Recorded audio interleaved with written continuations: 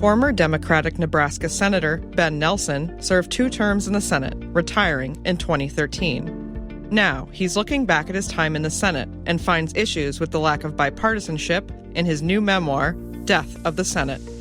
One main problem, former Senator Nelson suggests, is that too many members of Congress come to Washington determined to stop things from happening, rather than finding ways to make things happen. People from back home don't send somebody to Washington to be the leader of a caucus. And the leadership should be one of coordinating and making sure that things happen. He's interviewed by Republican Senator Ben Sasse, also of Nebraska. More in a moment. Hello and welcome to Book TV. It is my pleasure today to be able to interview Ben Nelson from the great state of Nebraska.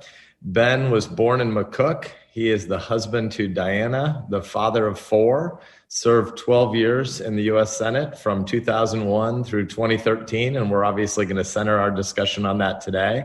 But Ben was also governor of Nebraska for 8 years in the 1990s, a period during which Nebraska won the national championship in football 38% of all years that he was governor. So Ben, given our partisan differences, I don't know if I'm supposed to campaign for you to come back as governor, but if you can win national championships for our football team 3/8 of all years, I think it would unite our state again. So welcome. Good to be with you today. Thank you. I can't take full credit. I just want people to remember that it happened during my watch. Very nice. Well, it's good to get to talk with you today about your new book, The Death of the Senate. Congratulations on its publication. Let's begin with 2 moments when the Senate has been divided 50-50. We currently have a 50-50 Senate where the tie-breaking vote is cast by Vice President Kamala Harris. And when you arrived in the Senate 20 years ago, it was a 50-50 Senate as well. How about you set the stage for us by contrasting those 2 moments? What's different about a 50-50 Senate today versus a 50-50 Senate 20 years ago? I'm not sure there's a real difference in terms of how it would work. Having a 50-50 means that at least in terms of the numbers, you'll have to get somebody to switch over across the aisle from the other party to vote for something you want, or the vice president is the tiebreaker. I think the Senate back 20 years ago was less divided than it is today. A hyperpartisanship began somewhere between the 20 years ago and today, roughly maybe 10 years ago in earnest. So it's a hyperpartisanship, I think, that is different today than it was back then. The other thing that occurred is that 9/11 united the country, which may have accounted for less partisanship and more bipartisanship in the thinking of finding solutions. But the same thing could be the case of today with the outside influence on the United States right now by foreign interests being discussed from time to time. So it seems to me that there isn't any basic reason why the Senate couldn't perform today like it did before if there's trust, if there's an understanding and mutual interest, and we move away from divisive and divisive issues and spend more time talking about unity and what we find that we agree with. Well, when you talk about the death of the Senate and in your narrative there, as you went from your arrival, your election to the Senate was in 2000, and so your inauguration, your swearing in was in 2001, to you just identified a marker about 10 years ago, and then you cast the trend line forward to today. What are the key inflection points? What is different in that decline of trust and, as you phrase it, even the death of the Senate? Well, I think the politics of getting elected today have changed from unity, agreeing to bring people together and find commonality, moving more towards what appears to be a bit tribal, at least, to find a base and support the base and divide the country. you can win elections through division, but it's very difficult to lead the country, to govern or preside when your politics are division as opposed to addition and multiplication. I think back to being as governor, when I ran for re-election in 94, even though I had to scrape by to get elected in earlier, 4 years earlier in 90, then I won by overwhelmingly in a large margin, based on the fact that I promised, and I think I did, work to bring people together, because I got more Republican votes than my Republican opponent. So if it's a question of whether you seek to be a uniter, or whether you want to be a divider.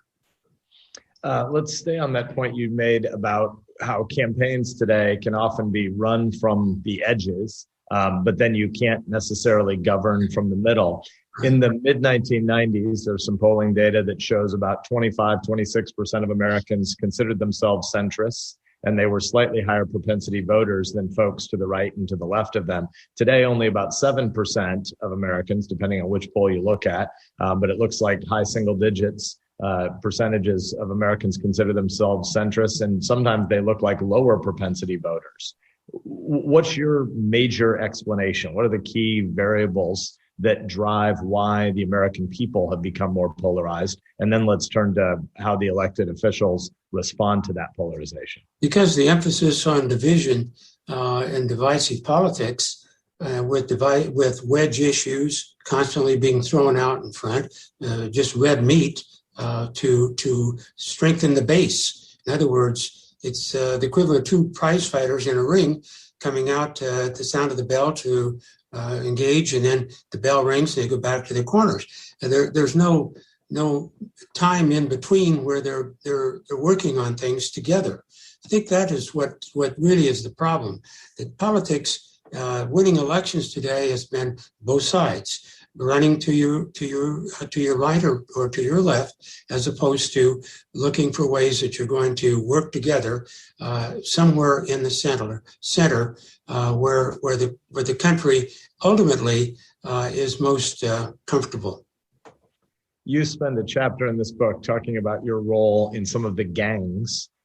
Some of that is about specific legislation or about specific log jams that were there, about specific nominees who might be confirmed or filibustered. But let's talk a little bit about personalities before we get to some of those policy divides. Who do you think the most influential senator was interpersonally during your 12 years in the Senate? Not just who had a position of authority, but interpersonally who could persuade people. Who else was in that capacity? Setting yourself aside, who did you see as the most persuasive people interpersonally in the Senate? Well, John Breaux from Louisiana was really the person who had, I think, most to do with finding caucuses that joined together, or Cajun caucus, something like that, bringing somebody else together. Joe Lieberman joining together with John Breaux, reaching across to get John McCain, who was largely bipartisan in much of what he did with the McCain-Feingold bill after bill. He was involved. He worked with Ted Kennedy on a healthcare issue as well. So they were all. I don't know that Ted Kennedy was necessarily the one that reached across the aisle a great deal, but when somebody reached across the aisle, he accepted that support. So you have to have passers and receivers in football. You have to have the same thing in politics. A person has to be receptive, and the other person has to be willing to take the risk of seeing if somebody will join with you. You tell a number of stories in the book about CODELs, the congressional delegation trips that you went on abroad to support our troops, to learn, to do oversight, to thank our troops, to let them know they're not forgotten. Tell us about your first couple of trips and what was the bipartisan experience like on some of those congressional delegations? Well, one of the first was not in a war zone on the Middle East, but it was down in Colombia. where the drug war was underway in full swing. And so a group of us went down to Colombia, and we spent time with the president of Colombia, as well as with the military. Flew over the area where poppy was grown and was being eradicated in the process. So, but I got to know, for example, got to know Bill Nelson from Florida better, and I got to know the others that were on the trip as well better, because at the time we spent together, and it was an enlightening experience about what was going on in South America, and particularly in Colombia. Then, of course, following the 9/11, I went to Afghanistan, as well as to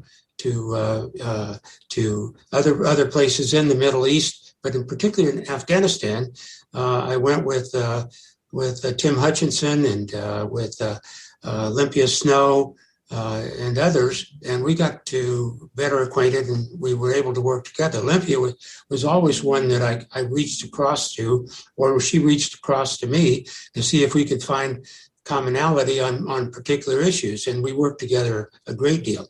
So getting to know people, pulling tricks, I'm a trickster, pulling tricks on people, always figuring out whether I can get by with it. I don't want to overstep, but being a bit of an agitator with a few tricks along the way. On one trip, I went with a couple of my colleagues. I'm not going to say who they were, but we went into the war zone, and I had for them 2 T-shirts with bullseyes on the T-shirts, and mine was plain blank, but just a few things like that, where you begin to have personal relationships, no matter whether you create them through humor or through just being together, finding out about families, learning more about what concerns them outside of politics. It's amazing how it breaks the silence because you begin to talk to one another. You know it. You've been on Codell's as well. Yeah, unfortunately, nobody ever set me up with a T-shirt with a bullseye on it. But for deer season this November, I'm definitely going to try this prank on my 10-year-old son. Absolutely, it works. By the way, what is Quintron and Zenmar? Oh, that's when I was governor. Because of my pranks all the time, apparently the old show on their hidden camera, they decided to come to Lincoln, and in the Capitol set up an operation. So Candid Camera set it up, had in my office, and then we set it up in the conference room, so that when they would bring somebody in, some poor and suspecting soul from out in the rotunda, and said, the governor would like to talk to you about something that he's thinking about and would like to get your opinion about it. Well, they would get seated and they'd be real uncomfortable wondering what I'm going to ask them about. And I would tell them, look, the name for the state, Nebraska, has served us well. But, if we want to break out of the crowd here of names right now, what we should be doing is looking at things like they have in the oil industry, Esso, Exxon. Let's do something different than a regular traditional name. What do you think about Quintron or Zenmar? Well, their faces would fall, their mouths in some cases dropped open, and one woman crossed her arms real quickly like that and said, "Have you lost your mind?" And I said, "Not yet, but that could still happen. There's plenty of time." But when I tell them, "Smile, you're on Candid Camera," it was just one of those fun deals like I like to do. I've given Diana a break on practical jokes, because otherwise she would have left me by now. I'll tell you, I'm lethal. Well, at some point later in the program, we may come back to what you did to Diane in Russia. When you proposed changing the name of our state to Quintron, I was away in college, And I had some friends reach out saying, we're not going to get new T-shirts that say Quintron. We're going to be hungry while we're expats outside the state. So let's stay just for another minute at national security and the history over 240 years of national security crises to kind of unify the country. You came into the office you became a senator in January of 2001. And obviously it was a contentious time in an equally divided Senate. And then in September of that year is the tragedy of 9/11 as 3,000 of our fellow countrymen and women were killed by jihadists. Talk us through what the Senate was like in the 8 months before 9/11 and what happened in the months after 9/11. Well, in the 8 months, the issue of importance that had everybody's attention was the first Bush tax cuts. And I went back there promising to be supportive of tax cuts, but I wanted a balanced budget at the same time. And we had a balanced budget at that time. We were paying down the national debt. And so there were surpluses projected as far as the eye could see. And so the Bush administration decided that they would pursue something at $1.6 trillion of tax cut that would be payable over several years. And a group of us said, well, I think we'd be more comfortable with a number, but we shouldn't be on the upside on it. We ought to find some safe issue size of a tax cut. Also, what if we stop paying down the debt? What if we have an incident, or we stop paying it down because we're spending more, or revenues fall off? Some sort of a stopgap or a if you will, a trigger. Or I figured out, let's have a circuit breaker. In other words, if we stop paying down the debt on whatever the debt was, and whatever the budget was, it would stop things in step. And we would go back and look at spending, and we go back and look at the tax cut and make adjustments to keep the budget balanced, paying down the debt. Well, I got that. Well, then the question was 1.6 too much?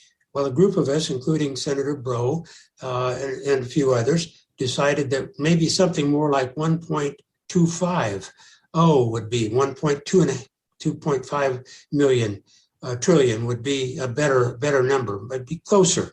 And I got that included when what we finally negotiated with the Bush White House. And during those discussions, I met with the vice president in a small room, with a small group, and he talked about dropping it from 1.6 down to 1.45, and we were still at 1.25, and I think we have actually compromised at 1.35. We were compromising even though it was a divided Senate, and they had the vote, the tiebreaker with the vice president. So we were able, even during those times, starting off following the Bush v. Gore case in the Supreme Court that some people think elected the president as opposed to the people. You always have contention about something like that, but we broke that right through that, and we were able to negotiate and work together and find a bipartisan deal. What has happened to interest in a balanced budget in either or both parties in the last decade? How do you explain it? It's gone. I mean, there may be some interest in it, but there's how much discussion is it? It's always how much is it going to be over the balanced budget? How much are we going to borrow? Once you start using the credit card, it's very, very difficult to stop. I think we would have been okay if 9/11 hadn't occurred, at least for some period of time. We might have been okay for a longer period, but there would have been something else, another excuse, another reason to spend more than we were taking in. We'll bounce back and forth between policy and politics and personality. Returning to some of the personalities that were here during your 12 years in the Senate, who is Harry Reid? Harry Reid is a former Capitol policeman, went to law school, got elected, I think, first lieutenant governor in Nevada, and then came to the United States Senate. Harry Reid is, I think, somebody that if you don't know him, you're not going to understand him. The more you know him, the more you understand him. He boxed, so he's a fighter in a very real sense, as well as in a less real sense. In other words, he will work with people, but he will stand his ground, and he will insist on certain things. I can tell you that I had a relationship with Harry Reid that I never got pushed, or Harry never pushed me for anything. We worked together when we could. I supported him when I could. When I didn't, I did not support. And yet, in spite of that, maybe in lieu of that, we had a personal relationship that continues today, because out of the blue, I'll get a call from him just talking what's going on and chat back and forth. And he says nice things about me to my friends, and I think to my enemies, I suspect. Explain the role of Senate Majority Leader. Historically, 100, 150 years ago, the position would almost not even be recognized in a consensus body. And the position appears to be becoming something more akin to the Speaker of the House of Representatives. Explain what the Majority Leader's role is when you arrived, and then how it evolved during your time here. Well, when I arrived, Trent Lott would always joke his job was to keep the trains moving on time. In other words, that the legislation would move, and we'd quit at dinner time and go home and have dinner with our spouse and family. That was the way he saw the leadership. Now, he took an active role, worked within the caucus, but I think he was less likely to push like the Republican leader is today, and maybe the Democratic leader is today. I think it's overblown, the power. It shouldn't be the power that it seems to possess today. The leadership role shouldn't have that power. I look at it this way, that Mitch McConnell got 2 votes from Kentuckians, his own, I suspect, and I assume that the other senator from Kentucky, Rand Paul, voted for him for leader. And same thing with Chuck Schumer. People from back home don't send somebody to Washington to be the leader of a caucus. And the leadership should be one of coordinating and making sure that things happen. But it shouldn't be where you had, and I'm saying this straightforward, where you had Mitch McConnell say at the beginning of Obama's term that his goal was to prevent and make sure he didn't get a second term. Now, was he speaking on behalf of the caucus? Because he's the caucus leader. I don't think he spoke for every Republican member of that caucus any more than I would want the Democrat to say that about a Republican. I would have objected if Tom Daschle had said that his goal as leader of the Democrats at the time was to make sure that George W. Bush didn't get a second term. In my opinion, it's just wrong that the leadership has so much power today that it can dictate as opposed to lead and explain. And now maybe some of your colleagues, and you may have a different opinion of that. I'm looking at it from the outside, having seen this sort of develop to the point where it is today. What does the filibuster mean for a state like ours, for a state like Nebraska? The filibuster is designed to protect minority interests that would not otherwise be available. Now, we can say that in the House of Representatives, obviously, then there's a difference between the states because it's all apportioned on the basis of population. In the Senate, that's different. In the Senate, you have each state, whether it's Maine or Nebraska or California or New York, each has 2. But still, within the Senate, when you have caucuses and you have a partisan majority of one or the other, that with the filibuster, you have the opportunity to make things deliberative. And it doesn't always work that way, but it's there. And when it does work that way, it's what the Senate was all about, a deliberative, the world's greatest deliberative body. Deliberative is sort of a word on a shelf in politics right now. But as we think about it, that's one of the things that can drive it. If you have to have a 60 vote threshold for a cloture vote, and I'm talking inside baseball at the moment for everybody else, but I think you and I both understand that the purpose of the cloture vote is not to be overused, but to be there available for those rare times when it's necessary in order to bring together the Senate to do things on a 60 vote level.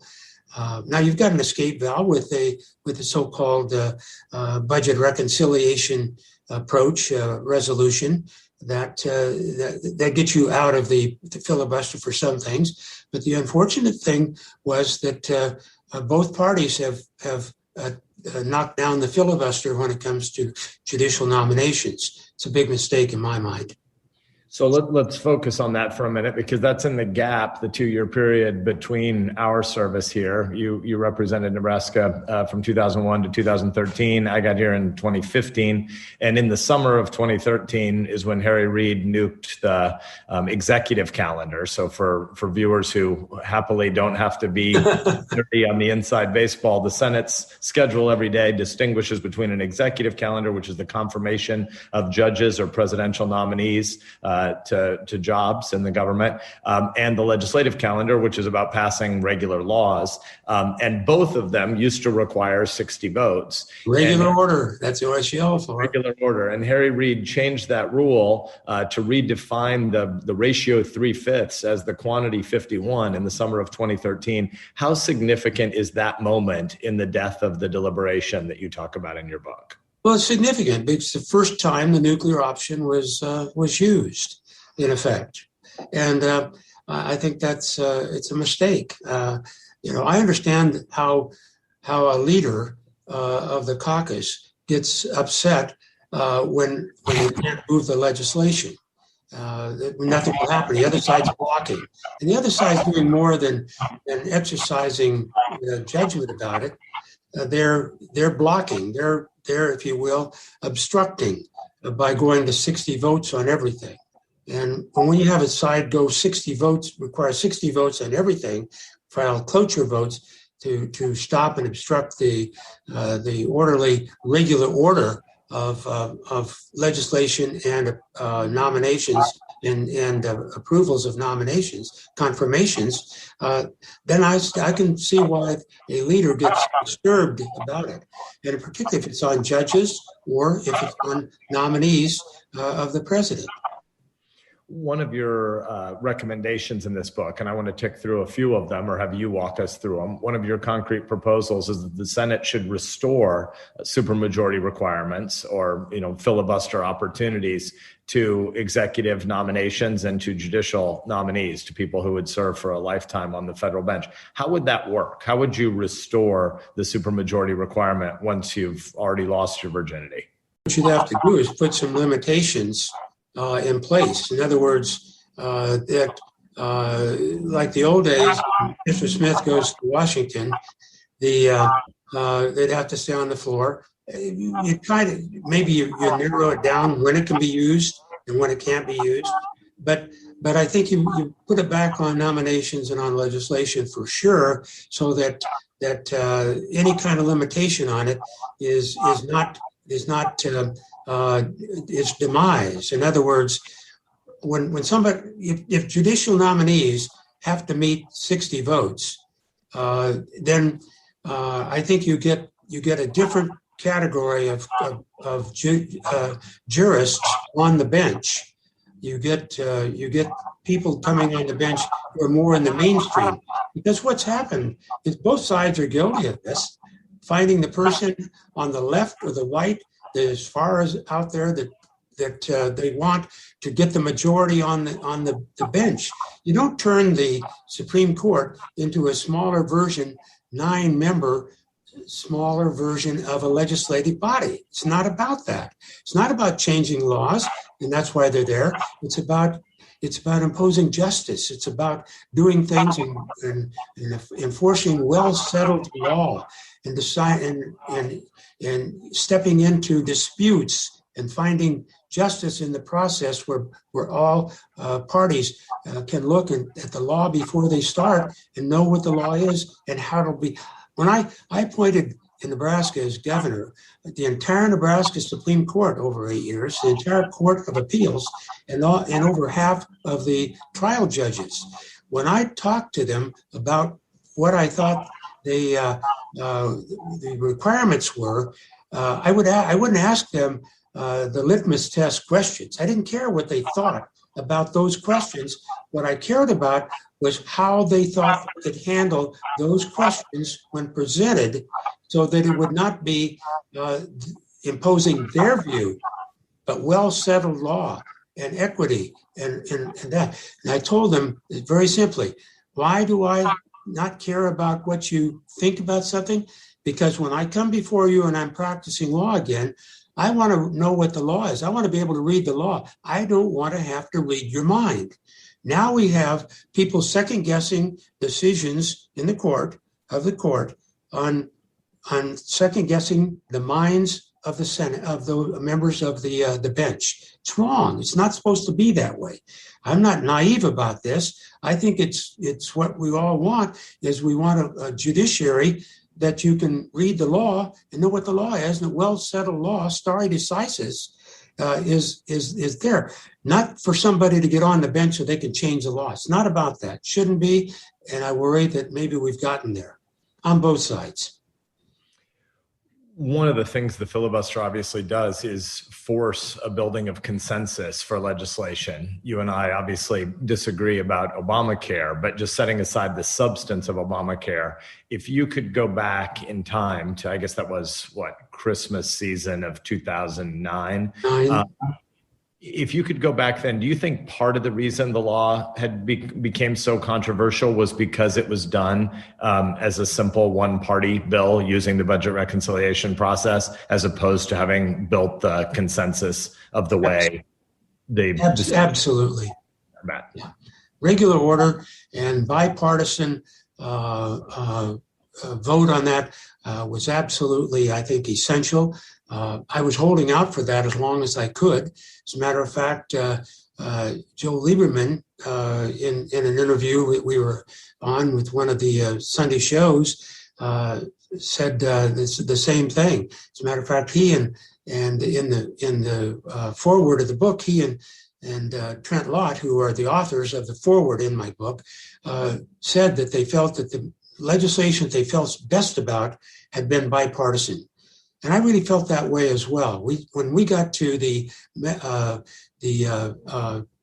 prescription drug benefit as part of Medicare, that was very bipartisan, and it felt very good. And nobody's trying to repeal it these days. When it's not partisan and it's bipartisan, I think it has better staying power because both sides have invested in it. And maybe to one degree, maybe it's 60-40, 40-60 or something like that.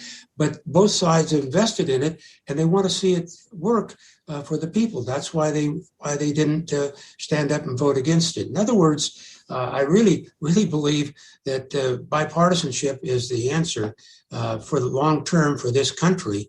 Because I think when you have a situation where you run to the left or you run to the right, you go 100 miles north one year, go 100 miles south the next year, and you say you've made some progress.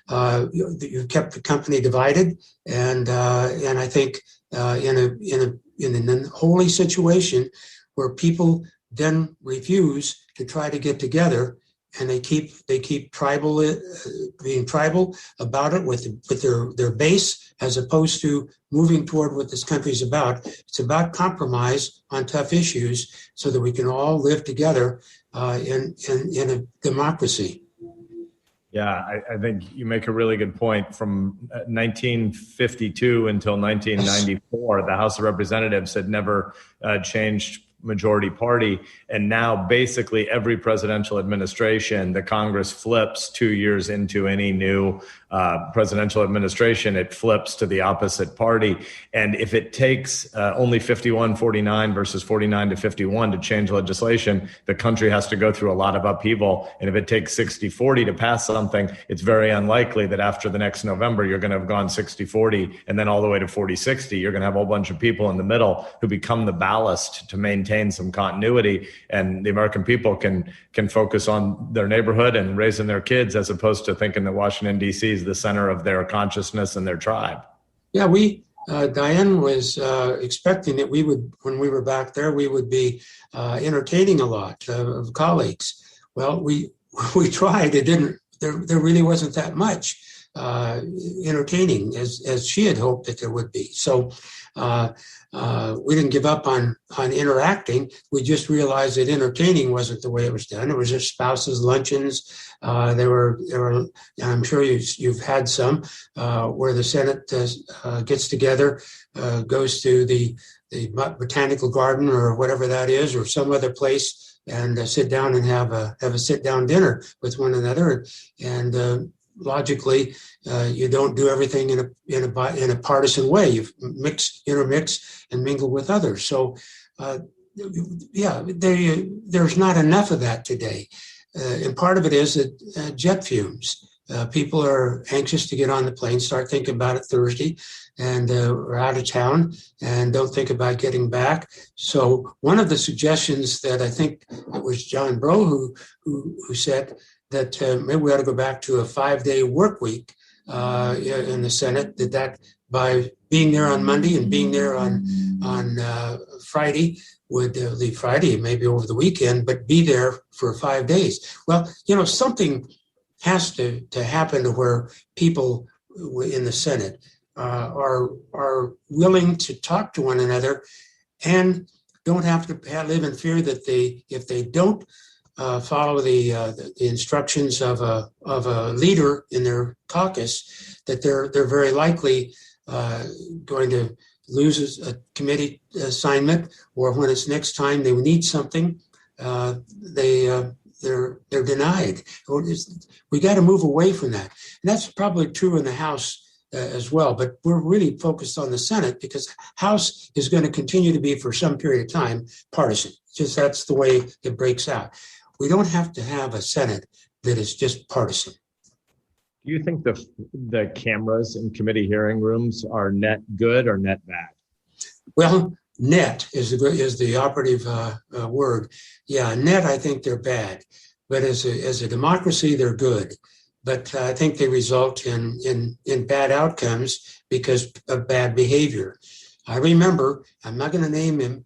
I don't in my book, but I remember shortly after I got on the Senate Appropriations Committee, I was seated right next to Frank Lautenberg from New Jersey. And of course, the Democrats sat on one side of the room and the Republicans on the other side of the room. And there was a freshman, right, just had gotten elected in the election before, just been just elected and on the committee. And he sat there when there were issues about spending. You could see his face got contorted, and he would raise his thumb like this and then go down like that and look across the aisle at us like, what do you think about that? I thought it was sophomoric at best, but it said something about what was happening, that somebody came now for a reason to block as opposed to care. I bet I never had 5 words with that person the time that we were in the Senate together. It just wasn't possible. What are 2 or 3 of your preferred concrete fixes to restore some institutional conversation here? Well, trust. You have to trust one another. You have to trust that if you're going to talk to somebody, that they're going to listen to what you have to say and share their thoughts back with you. That's important. Then they're going to have to trust that when you get together, that somebody doesn't just walk away from you, leave you high and dry. It's just the age-old thing of friendships and partnerships and business, as well as for personal relationships. You have to have more of that. If you don't have that, then you're not going to cross the aisle and to be rebuffed, like get out of here. I mean, something like that. So there, you if you feel like you can go talk to somebody, you can. I never had any question in my mind about when I went across the aisle to talk to any one of several Republicans that they were going to listen to what I had to say. They might come along, they might not. John McCain and I were able to do a number of things together. He didn't agree with me on everything, and I didn't agree with him on his positions on other things, but we could find time. The other thing is you can't be like the hunting dog that went on so many false hunts that the owner wants to shoot it. So you've got to pick and choose things that you're going to raise so that you don't become a gadfly. If you got something fixed for everything, people aren't going to listen to anything that you have to say. So you have to know your person on the other side of the aisle. You feel comfortable talking to them. If you don't feel comfortable talking to them, then I don't think that you're ever going to be able to put something together. You've got people on the other side of the aisle you feel comfortable talking to. That's the beginning. You've got to have that. Then I think you have to have some good ideas about why you want to do something together. I remember having one of my colleagues come approach me on the floor and say, I really want you to support my bill. And I looked at it and I said, I can't. It's not good for Nebraska. I'm not sure it's good for the country, but I don't mean to be snippy about this, but I just don't think I can. You're asking me to do something that I just don't think I'm comfortable doing. Well, then she said, okay, well, I want to come and talk to you. Let me look at this again. She came up there and once again tried to persuade me to support that bill as opposed to looking for commonality. Was there something I could suggest to make it different? And I would make a couple of things, and finally that didn't get anywhere. And I said, look, I think I finally understand why you came up here to get a compromise. It's your definition of a compromise is different than mine. We were looking for a solution to bring me on board. You were just trying to persuade me you were right. And I'd already told you, you may be right, but you're not right for what I'm thinking about Nebraska and the country. And she looked at me, she started grinning. She says, yeah, I guess maybe you're right. And we still couldn't get together on it. But the compromise is where you try to find something. If they can't go with 80% of it, maybe they can go with 60% of it or 50% of it or something there that's worthwhile. And you'd explore that. And that's why you get some legislation being a little center left and sometimes a little center right, because you were able to find that spot. Call it a sweet spot, if you will, but that spot where both sides were comfortable enough that they could get something done. That's what we did with the first Bush tax cut and the second Bush tax cut that I worked with Senator Susan Collins. I don't want to get her into trouble, but worked with her very closely.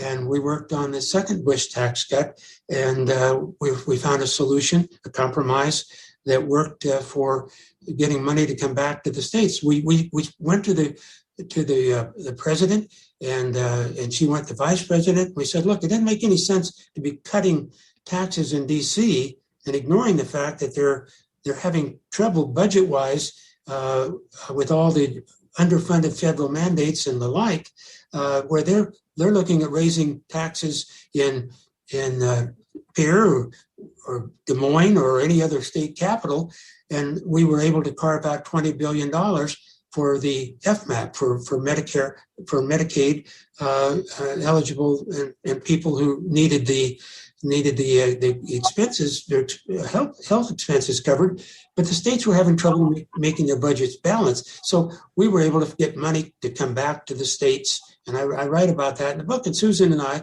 went to and we got it through.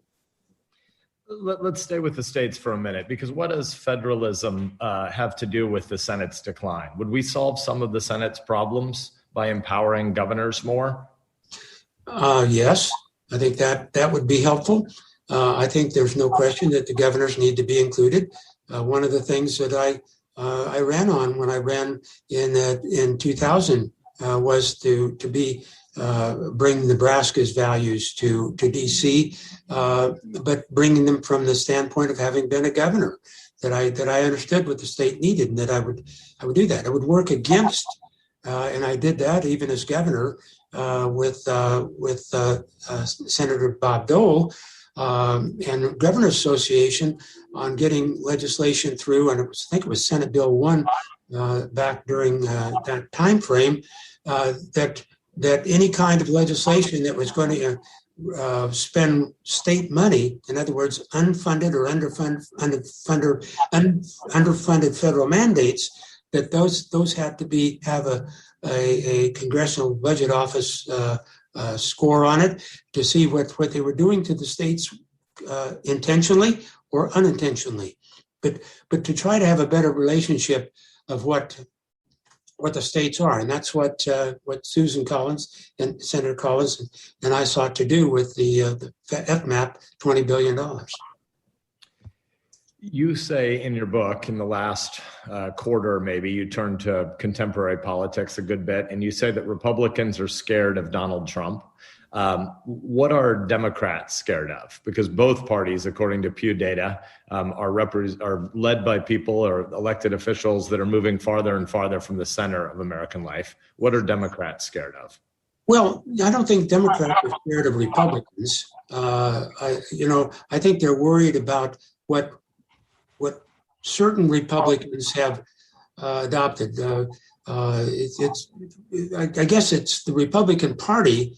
Has the Republican Party changed so that some Republicans or members of that party are more in line with let's say, with former President Trump's positions, or there are some who are not. I think they're more worried about tribalism and a Republican base that is farther to the right than it's ever been before. And I worry about a Democratic base and or policy that's farther to the left than ever before. So I think Democrats and Republicans, as I always like to say, enlightened Republicans and enlightened Democrats worry about extremism in terms of hyperpartisanship. So the Pew data would suggest that since the mid-1990s, both parties have moved away from the American center, that the electorate actually wants something quite different than they're offered.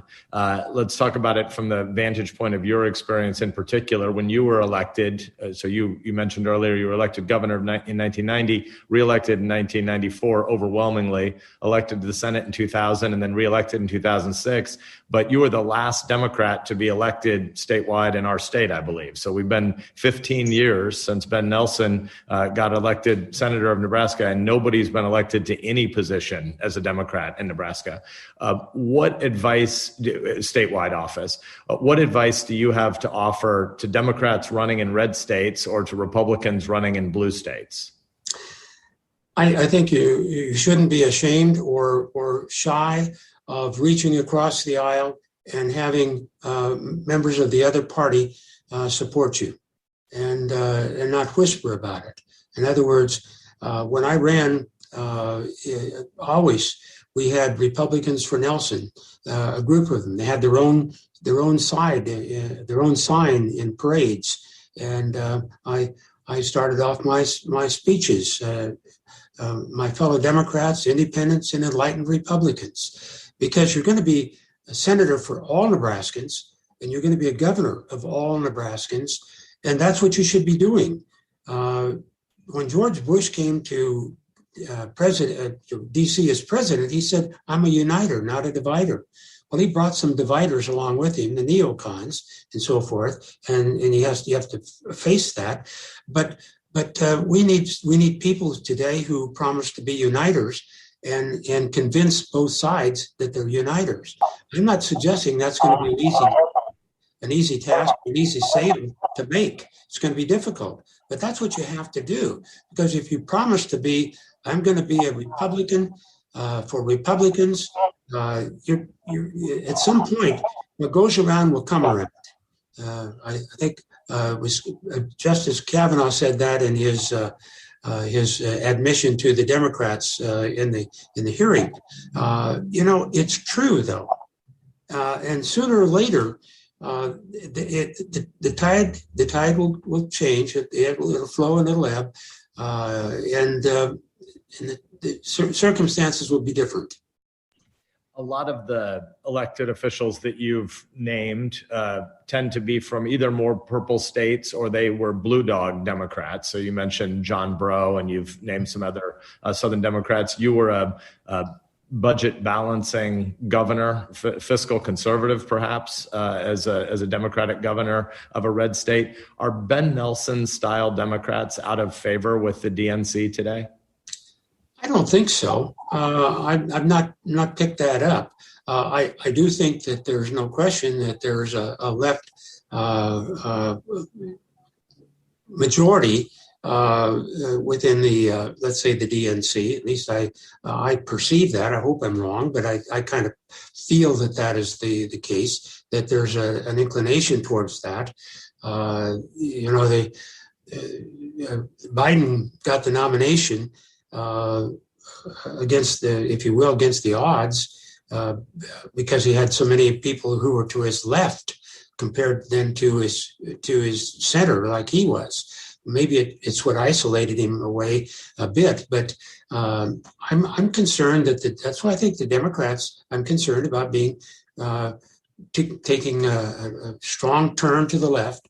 Just like the Republicans I'm concerned about going along to the right and pulling more from the center, away from the center, so that we just end up with it's a tis and taint, up and down, yes and no type of government, and that's not going to unite us. We don't need another 9/11 to unite us. I hope. I would hope that's not what's required. Are term limits part of the solution? No, I don't think so. I don't think those have been very successful in the legislature in Lincoln, and I supported them, and I backed away. You can learn from your mistakes, and I think it was a mistake. And so I don't think we ought to duplicate that mistake with the United States Senate. Could you contrast President Biden with the Senator Biden you served with? Similarities and differences? Well, he's the same guy. Having served with him, I know him. We sat at the table together. It was a fun table at the caucus luncheons with Kennedy and Ted Kennedy and Barbara Boxer. And I was the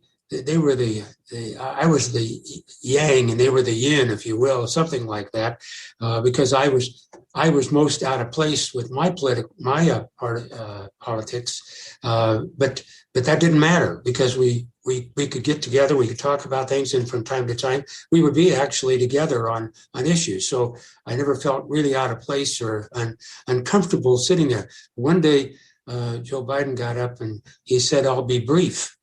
Well, the whole caucus broke up in laughter. I don't know how long it took Tom Daschle to get us to settle back down in our seats. But Biden has always been somebody that's hail-hearty and full of emotion and full of empathy for people and concern, and it's always been there. It's nothing new. I don't see a different Joe Biden. Then it's like my hair. My hair is still my hair. It's whiter now, and Joe Biden is lighter hair now, but he's still Joe Biden, and I hope I'm still Ben Nelson. We are nearly at time. If we had another hour, I would want to talk about some of McCook's greats, George Morris and Jeff Kinney, who rushed for, I think, 180 yards in the game of the century in 1971. But you are one of 4 governors from the tiny little town of McCook, Nebraska. Somebody needs to do an ethnographic study and try to figure out what's going on in the water in that place. But let's close with the story of you and the prank on your wife in Russia. Oh, my. Well, when Diane had heard from some friends that spent a lot of time in Russia that your rooms are bugged, and they're listening to everything, and she was quite concerned about that. And then there was some suggestion that maybe they had cameras in the room and stuff like that. And I tell the story. She was undressing in the bathroom with the lights off, and I told her, well, they have night vision cameras like that, just to sort of get her going, because she would say, that's not funny. And we walked into the room, and I said something derogatory about the Russians, and she like that and pointed to the camera, because she's convinced that the camera and the bug is in the television. And so she was telling others about it. Well, at dinner with husbands and wives, spouses, and senators there, I was seated next to Jim Bunning, the Hall of Famer, the late Jim Bunning from Kentucky. And he and I became quite good friends. We talked a lot about baseball and a whole bunch of other things. Well, I said, I think, and Trent Lott was there too, and I said, I'm going to pull a trick on Diane tonight. Let's get a waiter to sign something on a sheet of paper saying in European cursive, Mrs. Nelson, please tell your husband we are not bad people, and sign it Yuri.